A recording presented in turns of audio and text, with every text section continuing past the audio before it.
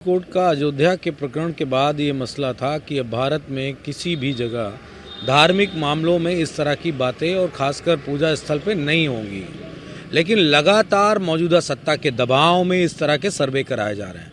वो फिर चाहे मामला बनारस का हो या मामला संभल का हो या इस तरह पूरे देश में क्यों कराए जा रहे हैं। जब एक जगह का विवाद था, इस तरह के विवादों से देश में अस्थिरता बढ़ती है, देश में तनाव बढ़ता है।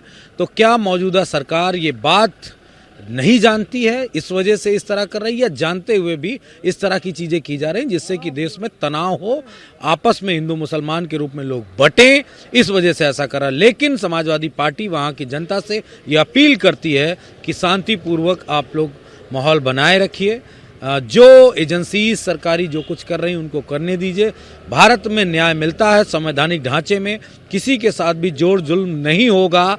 चूंकि अयोध्या का जो मामला था वो भावनाओं के आधार पे उसको दिया गया था। हर जगह पे सिर्फ सबूत चाहिए कानून को, तब कुछ होगा। लेकिन मौजूदा सत्ता शायद मेरे ख्याल से कुछ ज़्यादा ही इस तरह की चीज़ें कर रही जिससे कि भारत का नाम पूरी दुनिया में खराब हो। पाल लिया गया है, फिर भी माहौल अभी स्थिर नहीं। देखिए, अगर इसकी गहन जांच करा लो तो हो सकता है एक धर्म के लोगों को बदनाम करने के लिए बीजेपी के लोगों ने ही दंगा करवा दिया हो। दंगे से इस देश में किसका फायदा होता है? सिर्फ और सिर्फ बीजेपी से। हम दंगा करा दें तो हमारा नुकसान हो जाएगा। इसलिए नुकसान हो जाएगा कि हिंदू कम्युनिटी की आबादी ज़्यादा है।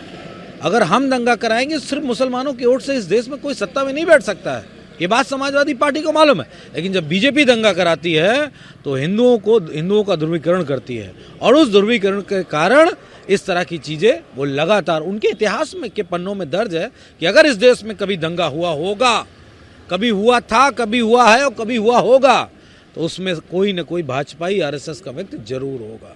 तो निश्चित तौर पे आरएसएस के लोग हो सकते हैं, बीजेपी के लोग हो सकते हैं, पत्थर चलाने वाले हो सकते हैं। ऐसी एक घटना नहीं, बहराइच की घटना सभी को मालूम है कि किसने पत्थर चलवाया, किससे क्या कराया। खैर, मैं एक ही बात कहूँगा कि उत्तर प्रदेश में अगर कहीं भी एक पत्थर चलता है तो सारी उंगलियां योगी आदित्यनाथ पे होंगी, क्योंकि योगी आदित्यनाथ के उंगलियों के इशारे पे ही इस प्रदेश की लॉ एंड ऑर्डर की व्यवस्था बनाई और बिगाड़ी जा रही है।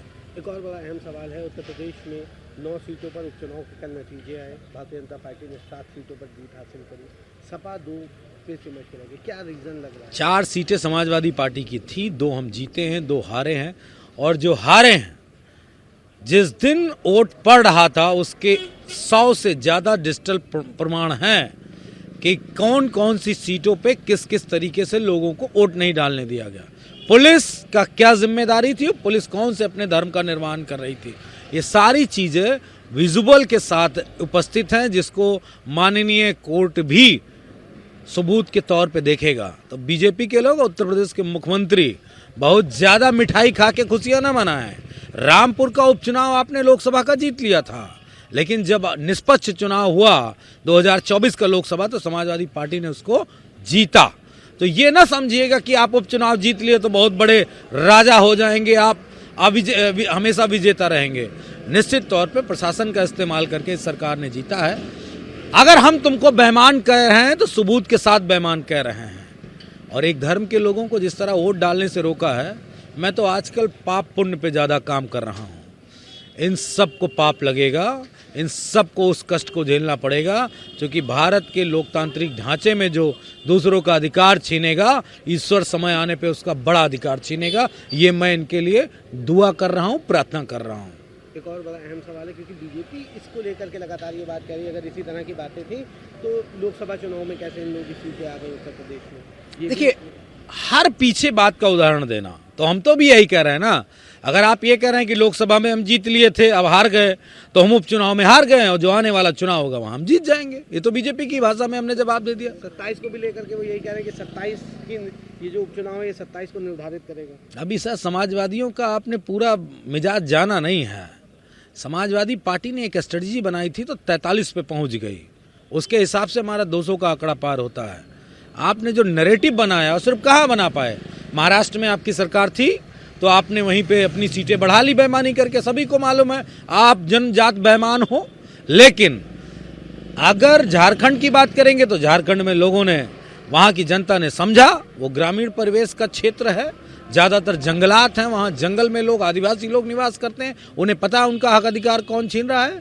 वहाँ तो मुंबई और जगह पे तो पूंजीपति लोग बैठे हैं जिनके लिए बीजेपी काम करती है। और कितना पैसा बटा है, 27,000 करोड़ रुपए बांट दिया आपने चुनाव में, सबको मालूम है। खैर, मैं एक बात कहता हूँ, 27 हो या आने वाले और चुनाव 25 के होंगे, इंडिया गठबंधन बहुत ताकत से लड़ेगा और मौजूदा सत्ता को चारों खाने चित करेगा। ये बात समाजवादी पार्टी चैलेंज के रूप में स्वीकार करती है और इस बात को हम दावे से कह रहे हैं कि आने वाले समय में समाजवादी पार्टी बीजेपी को उत्तर प्रदेश से जड़ मूड़ से उखाड़ फेंकेगी।